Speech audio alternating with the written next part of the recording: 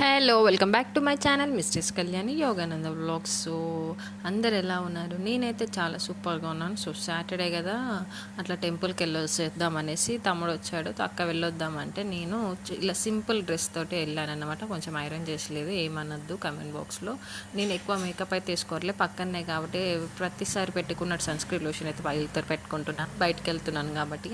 And powder రెగ్యులర్గా వేసుకునే powder ఉన్న స్టిక్కర్ పెట్టుకుంటున్నా అంతే. మా అమ్మ అయితే లిప్ బామ్, ఖచ్చితంగా లిప్ బామ్ ఉండాలి హైడ్రేటెడ్ కోసం.